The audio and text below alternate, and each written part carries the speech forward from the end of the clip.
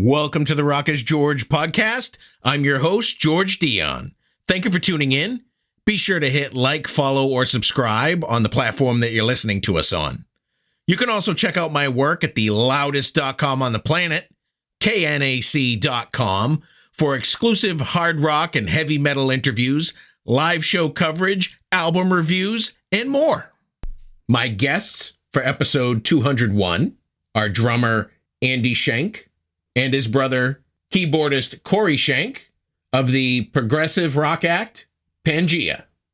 PANGAEA recently reunited after a 15-year hiatus, and the result is their latest studio effort, Beowulf, which was released on May 23rd through HMG. And here's ANDI and Corey Schenk to tell you more about it.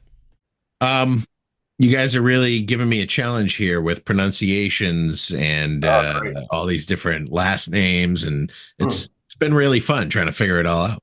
That was our goal. I mean, that was the plan all along. So no.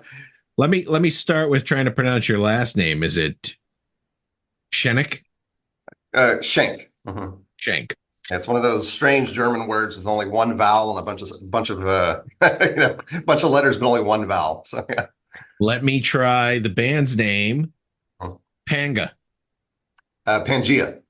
Damn it. Siri screwed me on that one. I hit pronounce and she went with that. Oh, okay. Well, you could correct me. The name of the album is Beowulf. Yes, that's correct. You're on. So there you go. Andy, if I knew absolutely nothing about PANGAEA, how would you describe the band's music to me? Wow. Okay.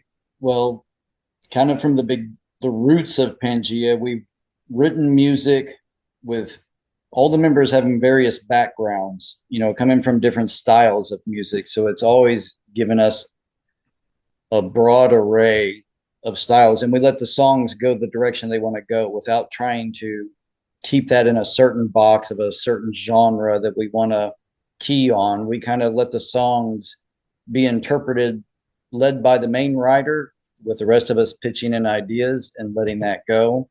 So stylistically, I would say the melodic rock, and kind of what I typically hear in it from my point of view, is the melodic side of Genesis, Pink Floyd, Kansas, Rush, and Asia. Those are the heavy influences on the style as I see it. Corey, is there anything you wanted to add to that? Yeah, I mean, I think he's right on. We have on the recent album, there's five of us. Everyone is a songwriter, and they bring their own influences in, and we amalgamate those ideas. We bring them all together, and that's the band sound. And Andy's exactly right in the sense that we kind of follow the music where it wants to go. Somebody will bring in a new song, and we really try to develop it as much as we can. And whether that song is 2 minutes, like A Month of Sundays, or if it's almost 10 minutes, like Wasape or Necromancer, then that's where the song wants to go at that point. So we really do follow the music where it wants to go. Yeah, that's a good way to put it. Yeah. PANGAEA's latest album is Beowulf. It came out on May 23rd through, you're going to have to help me with this one, Hargaden Music Group. Yeah, Hargaden Music Group, yes. Hargaden. This is sort of a reunion album for the band. You guys were dormant for 15 years. Corey, if you want to tell us how the band got back together after being quiet for so long. Sure. So when we split up, there's really no story. It wasn't animosity. There was no anger. It was just kind of, people's lives were changing. Guys were getting married, starting families, careers were beginning to happen. And we went on a break, but we always stayed in touch. And I'd say maybe over the last 5 years, we were in touch more often. And then in 2021, we decided it was time to just do this again. We all missed it. We wanted to play together again. So 3 of us live in Houston. 2 of the guys live in Tulsa, Oklahoma. We met over about a 2-day window in Dallas, Texas, which is about halfway. And we just met there at a hotel, and we had some meals and hung out and talked about our plan. And initially, it was just to learn the old music again and play some shows and just have fun again. And pretty quickly into rehearsals, people started bringing in new song ideas and say, "Hey, I've got this song," and someone else was like, "I have one too." And then it became this direction. So we have been learning the back catalog, but we've also, done the new album as well. And that's really how it happened. Everyone was just excited to get back together again. It truly was. That's what it was. five guys wanting to play music together again in this band. So, Andy, obviously you and Corey are brothers, so you guys there was no separation between you two. What was it like getting back together with the other guys after, such a long break? It actually was very easy. We weren't sure exactly how it was going to be, because the guys had gone on and developed careers and families, and life had kind of taken over in some aspects of things. But for example, Ron Polson, I've known our bass player since I was a kid in junior high school. So we have a lot of history and, had some growing pains together. And when the band got together, it was very fluid. It doesn't seem like that much time had passed on one hand, and on the other, we think, man, it's been that long since we've, been in a studio together or on a stage together, and the reunion it just really fell in place, came together, and it's like we didn't miss a beat. Now, Andy, were you and Corey writing songs during the band's downtime, being like, hey, that would have been a good one for Pangea, or were you just writing in general along the way? Yeah, so speaking for myself, I actually did a couple other projects with our producer that produces Pangea. So I think individually, which was very interesting for all of us coming back together, not just me and Corey being my brother, everybody kept their foot in music. One of the guys was performing a lot with the tribute band scene that has become popular, seems like everywhere across the country. And one of the guys, our lead singer, Stephen Osborne, he performs in opera with the Tulsa Opera Company. And our bass player, Ron Polson, I believe for a period, he was like a backup musician in Tulsa, Oklahoma. So when touring acts were coming through town, he was picking up and playing some shows like that. So I think everybody stayed in music, and individually there was writing continuing. So yeah, I was doing some projects in a different style of music. And I know Corey was involved with helping some other acts along the way, and continues writing his own music. You guys have a few singles, or what we used to call singles. They're promotional songs now when it comes to albums. Corey, why don't you tell me a little bit about the story behind Necromancer? Yeah, so Necromancer, it was one of the last songs kind of brought to the table for the album. And when I was writing that one, it was the conflict of like nature versus technology and industry. It was that conflict. And so the nature part of the song is the acoustic part. It's for the acoustic guitars, and there's no drums. It's very minimal. And Steve's singing it's flowy tune. And then when the hard rock, the metal comes in, the distorted guitars and the pounding drums and the syncopated rhythms, that's like industry and technology coming into nature, and that's the conflict. And then later in the song, the natural world comes back, and it's interrupted again by technology. And then the last half of the song is where it goes in all those polyrhythms. And Andy's actually playing like in 3 meters at one time, and everyone else is in different meters.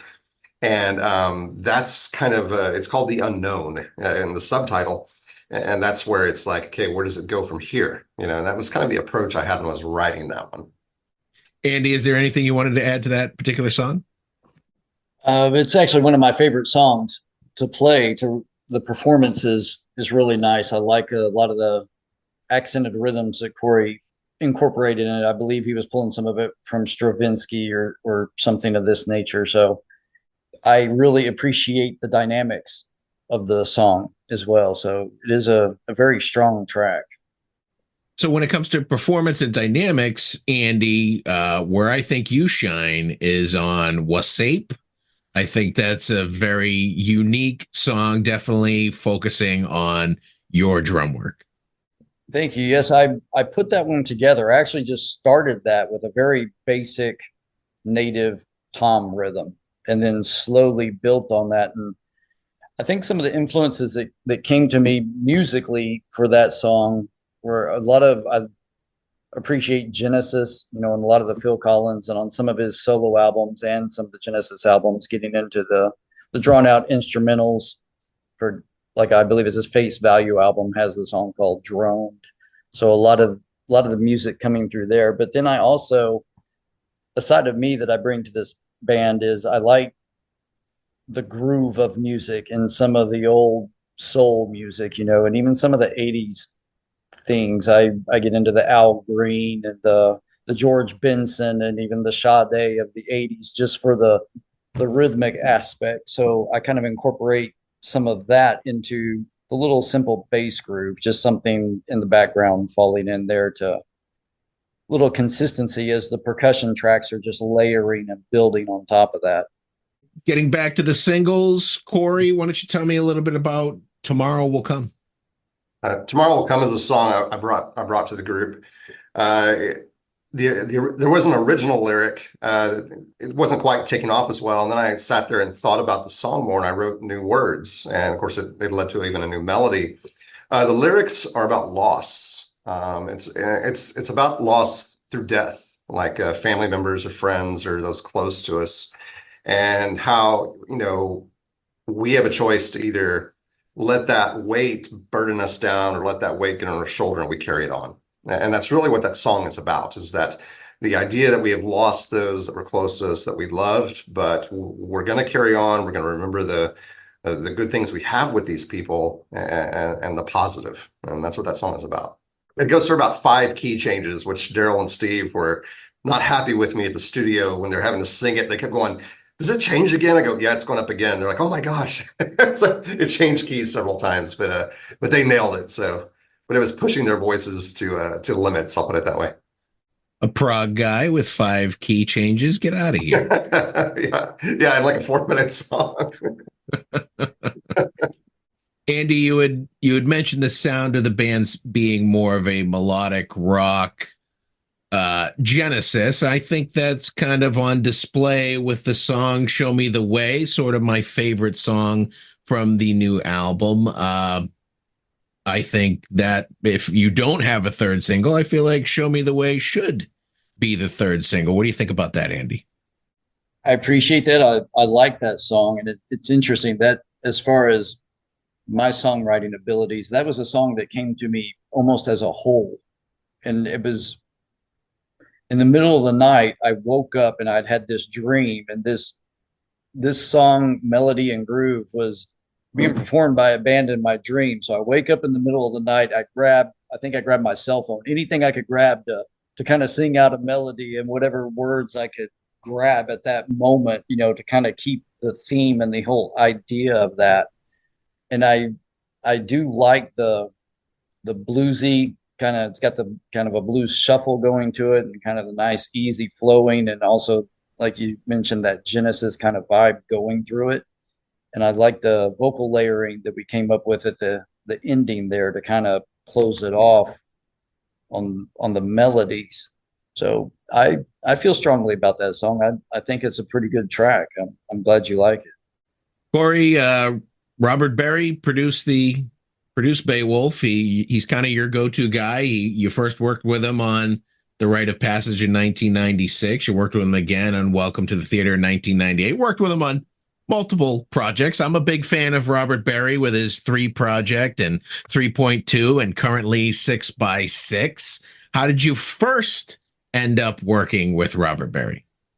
Yeah, it's a funny story. So we had been performing, recording. We had been traveling. We'd gone to Nashville, worked with producers there. We worked with some producers in Oklahoma, and we kind of felt things weren't happening like we wanted them to. And then we got a phone call from Robert, and what happened was we had a mutual fan. There's this guy named Paul. He's about my age, and of course, you know. Okay, now we're going back 35 years or 30 years. And but Paul was a fan of both of us, and he lived in Oklahoma. He used to come to all the Pangea shows. He would record our shows, and you know, he really liked our music. And he had connections to Robert, and Keith Emerson and Rick Wakeman and John Wetton and Chris Squire. He knew all these people. He was like a super fan that reached out, and they were very open with him. And he sent Robert a 4-song EP we had recorded in Oklahoma called Liquid Placidity. There were 4 tracks on it, and Robert liked it, and he saw something in the band he said he liked. And he basically asked us if we wanted to work together. Why don't we come out for just like 3 or 4 days, see if there's any kind of chemistry or relationship there. And so we agreed. It was like, do we like him? Does he like us? Does this work or not? And so in April of '96, we flew out and we recorded, I believe, 3 demos. If that's not right, Andy, correct me. I think we recorded 3 songs with him. And we just were like, man, the connection was there. He enjoyed it. We enjoyed it. And that was April. And then in August, we were back recording the Rite of Passage over a 2-week period. And, a year or so later, we're back doing Welcome to Theater. We come back, we do Time and a Place. We came back again and did The Reckoning, and that one didn't get released. And then we go on a hiatus, and here we come back, 15 plus years later and do Beowulf with him. So it's a great, he's like another member of the band. He truly is. And we feel that way with him. Andy, you mentioned you were working with Robert Berry prior to Beowulf, so I assume that's the connection on bringing him in for this album. Yeah, so having Robert be a part of this album, I think all the guys in the group agreed that, as Corey mentioned, he is that extra member of the band and what he contributes. And it's just the chemistry in the room, and in the beginning albums, he was doing a lot of input with us and kind of almost coaching us on development. And then as we progressed through our recording sessions and through the albums, we started creating more of that and having more of that capability on our own, and then bringing it to Robert where we've already taken it up to this level, and then he just knows how to really draw the performance out of each individual personality. He knows the quirks among each member of the group, and kind of what could drive us to really get us to pull out what we need to accomplish the sound that we're going for. So I think, I did a couple bits, a project called Roam Soul with Robert in that 15-year gap. And that was kind of a Blue-Eyed Soul, Hall & Oates sounding kind of thing, which we were pretty happy with. It turned out really well. But yeah, just keeping that relationship with Robert during the Pangea hiatus was good. And I believe Corey did some work with him on a different project as well. So it was just almost a no-brainer, just having that, Robert is a part of Pangea, so we knew if we were going down the road farther, yeah, let's bring him on board. And, we kind of have this team that we've built around us with RAINDER Kalwitz as our artist that does the artwork, so there's a certain chemistry among the whole project that we like to continue. Corey, Andy mentioned that you had a project with Robert. What was that actually? So I had started working with a rock string quartet out of Toronto, Canada called Deva, Devah, and they're amazing and they're phenomenal. And they're a rock string quartet. I mean, they use, effect pedals, and they've got a drummer with them, but these 4 ladies are just virtuosic players, 2 violins, viola, and cello. And I had started working with them just to, they were these classically trained musicians, and I knew them, and they wanted some like rock and roll advice, and they knew I was the guy that, I guess I was the only guy they knew to talk to. So they came to me and we started working, and they were wanting to do a project, and they had tried some recordings and they just weren't happy with what they were getting. And I just said, I think you ought to try and work with Robert Berry, the guy that did my projects. And they trusted me completely on that. So the 4 of them and myself all flew out to San Jose, and they recorded their debut album with Robert as well. And they loved it. I mean, they had a great time, and Robert loved working with them. And it was a lot of fun, because I had no pressure on me. I was just kind of sitting back. I was just kind of watching. I just kind of put this together. I didn't have to worry about playing. I didn't have to worry about writing. I was just watching. It was an incredible just to kind of be a fly on the wall. You're self-releasing Beowulf through HMG, and it's your own label. Did you shop the album around to other labels, or did you find that it would just be easier to distribute it yourself? Yeah, this time we did not. We had done that in the past with several of the old Arctica and Pangea CDs and cassettes. We shopped them and got, the dozens and dozens of, staple rejection letters, to whom it may concern, we don't want you. So, we got that from everybody. And then with Rite of Passage, we kind of did that at the start, but we decided to put it on our own because nobody was buying. And then Welcome to the Theater got picked up by a German label, Time and a Place by a French label. And this time around, we just immediately said, let's just do it ourselves, and we just want to take out the middleman and get our music out there again. We haven't shopped it at all, maybe even attempt right now. So it's not that we're unwilling to work with a label. We just, at this point, we're like, let's just do it ourselves and see what happens. You're going a little old school on this one. No streaming. This is digital download for purchase and physical CDs, right? Yes, sir. Yeah, we've talked about, because the streaming is such a huge, it's the majority of the market today. We've talked about maybe doing a thing where we don't want to surrender to streaming, as songwriters, but what if we were to maybe put out, say, 3 songs from each album as a stream? And that way people find us on services. But at the same time, if they really like Pangea, they can only get like 3 tracks a record. If they want more, then, please come buy it. We have it digitally, we have CDs, we're going to be doing vinyl pretty soon. And we have these options for people. So, but yeah, as of now, I believe the only one on streaming, which we did not even do, it was done years ago by another company, was Time and a Place. And that one's on streaming. But the Rite of Passage is not, Welcome to the Theater is not, and Beowulf is not at this point either. But we may put a couple of songs out that way just to hit that market, but we're not going to put everything there. I think we've agreed on that. Is that right, Andy? I hope I'm not like... Yeah, I totally agree with that. I think it's good to utilize those services, for all the networking, because everything is just sucked into the World Wide Web now. So everybody just has these music generators and grabs, hey, this sounds like these guys, so we'll throw it in your mix and whatnot. And I think, yeah, it's a good way to grow your audience possibly, but I totally agree using it like a fishing line to hook them to reel them in. I like that. Andy, fantastic artwork on Beowulf. The cover artist is Rainer Kalwitz. And how did you discover him? Okay, so discovering Ronner, when we released the Rite of Passage album, the artwork on that one was done by Corey and mine's younger brother, Eric Schenck. He did our artwork concept for the Rite of Passage album. As we started gaining more recognition, that was self-distributed, self-promoted. We were shipping CDs worldwide. We were getting orders from Sweden. We were getting orders from Germany, throughout Central Europe, quite strongly for the Rite of Passage. And Ronner happened to purchase this. He loved the music. He loved the album. And we think that we noticed in one of his paintings, one that was very similar to the concept of our Rite of Passage album. So I think he took that as an inspiration, and he kind of showed us a demonstration and sent us more samples of his artwork. He contacted us and let us know, hey, in the future, if you're ever looking for an artist, this is what I do, and I'd be happy to see if we could work together.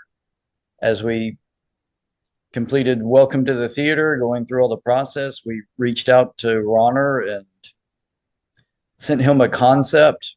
I've kind of had a lot of the concept ideas for our albums so far, but I'm always open for anybody else's thoughts and opinions. I'm happy to share that. But we sent the concept to him for the Welcome to the Theater album, and then he sent us something back that was a million times better than the original concept, just getting his interpretation.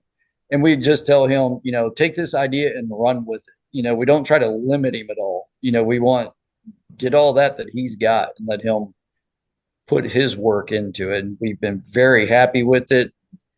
Going forward, he's a part of that team that we look forward to working with. And on the Beowulf album, the concept for that was kind of a vision that I had one night. It was a dream or a vision that came to me, and I had this image of this abnormally large bear was with me, right? And there was a an eagle flying above the forest and a tortoise out there. I have no idea actually what the interpretation of this vision would be, but it was just something that one of those dreams you wake up from and you're like, wow, that was very real. I'm not sure really what was going on here. So I started sketching out this idea, and it just worked out that we had, as the music for the Beowulf album developed, I had that vision. I had no idea it was going to become an album cover, but I started developing the Wasape track, and that's where I was explaining to Corey, and our bass player Ron was in this session where I had been working on it, building on the percussion tracks, and I had a chorus melody, but I had no verse for the song. And I had the concept, that vision, and then the title Wasape is a Comanche word for bear. And we were kind of pushing through the recording at that point. I think Corey could develop more on this thought for me, since he was involved in it as well. The concept for placing the Beowulf stanzas into the song. So I can kind of let Corey develop that for you if you'd like, and kind of how that came about, and really just added another element to that track that just really made it stand out. So please, Corey, go ahead and add on to that if you would. Sure. Yeah, so Andy had already been talking with Ronner, the artist, about the album cover, and then he was talking about the vision, of course, that inspired that, and then his song, and he kept talking about this bear and walking next to this bear, and I kept thinking of a bear and a man, and Beowulf, the epic poem, Beowulf, translates into Beowulf, which is a bear. It's a Norse, means bear in Norse. And I thought, wait, I said, we should use some of the Beowulf ideas in this, because it's very similar in concept. And Andy and Ron were like, okay, that's kind of cool. What do you mean? And I don't know, this idea of taking this epic poem from, God, what year, 900 or whatever the thing was written. And we picked certain stanzas from the poem, and we wrote them out, and we called up Stephen Osborne, the singer, who is a trained opera singer, as Andy mentioned, and so language for him is a specialty. And we sent it to him, and then he started working on it. And while we were out there in California with Robert, there were a couple of days where we were all at the studio. Steve stayed at the hotel and was working, and what he was doing, he wrote out all the stanzas phonetically. It's a technique called IPA, where you're learning how to say these things. And he watched videos of like Anglo-Saxon experts performing Beowulf like in a theater, as a prose. And he studied this in detail, and then he came in and just nailed it, and it was awesome. So the Beowulf title comes from that, and the painting was Andy's vision, and the song was Wasape, and these three kind of foundations became the concept of the album at that point. From what I understand, you guys wrote more than the 7 songs that appear on the album. Are there plans to do anything with the extra music? Yes, we do plan on doing things with the extra music as well. So I can't say any more than that right now. The boss is in the room with us right now, and I might get in trouble with him. So yeah, I understand the rules of rock and roll. I get it. From what I understand, you guys had a kind of a pretty historic show, May 23rd, the Oklahoma Music Hall of Fame in Muskogee, Oklahoma. Maybe the only thing I pronounced right today. 2-hour show spanning 35 years of the band's music. How did it go? It was awesome. I thought it was a great show. It was 2 hours. We played 20 songs. 4 of the 20 were off Beowulf. We played Masquerade, Necromancer, Show Me the Way, and Tomorrow Will Come. We played those 4, and everything else came from the rest of the catalog. The audience was very receptive. They seemed to have a good time. The band had a good time. That's what it's about, So for me, it was a successful, great show. I had a blast. We were playing, we started this band in Tulsa.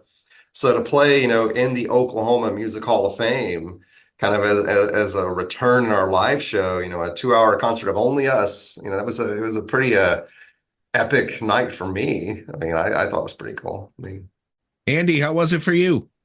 It was very good. It was great to get back on the stage again with these guys, and we have this energy with the new music flowing, and even the old tracks are just really coming alive because everybody is really feeling it and feeding off that crowd and that energy. And the performances we're doing now, we are getting a very good reaction from the crowd. I mean, and some of it is people that have never heard. They've never heard of Pangea. Some of it is people that may have been familiar with it, but I would say the majority of the audience, we're kind of a new thing to them. So it's really nice to be able to perform that and just lay it out there and have it received so well. Yeah, and as Corey said, getting back to Oklahoma was great. Kind of the roots of the band there. You know, most of us, I guess all the five of us went to high school up there because Corey and I lived up there for a while when we met these guys. So it was a really good show. Andy, what does future live performances look like for Pangea? We're looking forward to really we're working on getting some things together right now. We don't have anything defined, you know, and some of the issues, you know, finding out how to navigate right now as an all original act, you know, that is lesser known than some big names, you know, like, of course, Genesis, Dream Theater. Those guys are going to have their shows and they're so established, you know, we didn't quite hit that level. So, you know, we're coming up, but I'm very excited by the energy and the vibe that we're creating. You know, we're getting a lot of great feedback, and I think this is going to go very well. We're very happy with the way it's going and looking forward to it. Definitely looking forward to more live shows, festivals.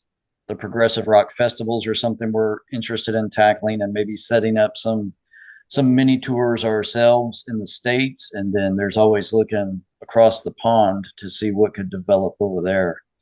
And I will say that I think from our Muskogee show, we may be able to get some live video clips posted, you know, on social media to show some little clips from that. So that might be really good. So in addition to the new album Beowulf, you guys remastered and reissued 3 albums from the past: The Rite of Passage from 96, Welcome to the Theater from 98, and A Time and a Place from 2002. Listeners can get this from your website, correct? Yes, sir. It's everything is available on the website, pangea.band. So PANGAEA.band. The store is right there. You can order CDs if you like the CD. You can order as you mentioned, the digital download is available for all of them. We even divide everything up. You can just order just a single. So if you only like Wasape and nothing else, you can order it. You know, it's like $1.29 or 99 cents on sale sometimes. We've got some other merch too, like shirts, some autographed posters. We have these USB card drives. They're about the size of a credit card. And what we can do for those, we can put 1 album of your choice, or 2 albums, or 3, or all 4 on a USB and ship those out as well. We've actually sold a few of those online, and we sold several live that way. You're like, I want all 4 records. I want them on that thing. So they're on one location. And you know, it's a little cheaper than buying all the CDs, but it does have the same physical element of having the whole disc with the big artwork. It has the pictures of the artwork on the thumb drive. So we have 3 or 4 options out there that you can buy all the music, all the records. So yeah.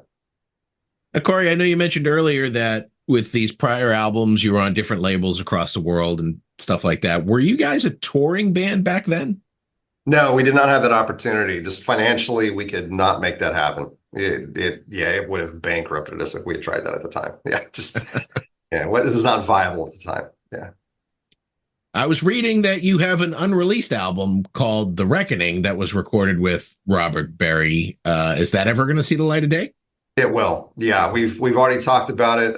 When we first got back together in 2021, I think it was in 22, Steve came in one weekend from Oklahoma to work with me and Andy on some vocals of the demos. And we dug up the old Reckoning album, and we didn't tell him. We just put it in and hit play, and he goes, I know this. What is this? Because it had been 20 years since he heard it. And then he started singing along with it. And he's like, dudes, we got to put this out. And we're like, yeah, we do. So we are going to be putting that out. We actually had thought about maybe putting it out first, but I think it was a better idea to put this new fresh stuff out, the Beowulf record. But it will come out. And it's a lot of music we did with Robert. It was recorded around 2003 at Soundtech, I believe, is when we did it. And it's It's a lot of songs. I believe there's 12 songs on that album, I believe. So, yeah. And there's some sort of acoustic session that was done at Dan and Peter Aykroyd's house. What was this all about? Yeah, that was tied into the Reckoning project. We had been playing a few shows with those songs, even though the album hadn't really been put out. We would sell it at a gig, but it wasn't getting released anywhere. And our manager at the time, or our producer, Dionne Godwin, had this idea of doing acoustic music. So he set up some concerts at Borders bookstores. They're like Barnes & Noble, they're gone now. And we would play their cafe, like at 5 o'clock in the afternoon to, 8 people drinking their coffee. We would play an acoustic arrangement of these songs. Instead of the big rock band, it was just acoustic guitars and hand drums and we decided to record it. So Dito set up a session. Andy, correct me if I'm wrong on any of this. It was in the Hollywood Hills, and it was basically this house. My understanding was that Peter and Dan owned it, but they didn't live there, but it's where they came to do their work. They would come there to write stuff because, they both wrote screenplays. They wrote skits for Saturday Night Live and other shows, and it was where they came to do the work. So while we were doing the session, we were on the first floor in this huge open room doing the recordings of the acoustic tracks. And Peter would come in almost every morning, and he'd come in, he'd say hi to us and check it out. And he'd head upstairs and do his work. We never met Dan, but Peter was there every day we were. So he was there. Andy, you have anything to add to that? Not really. It was a good session. I appreciated, it was kind of almost a living room vibe. So it kind of kept you in the mood for doing acoustic tracks. You didn't want it to be too big and boisterous, kind of keeping that chill kind of atmosphere was really nice.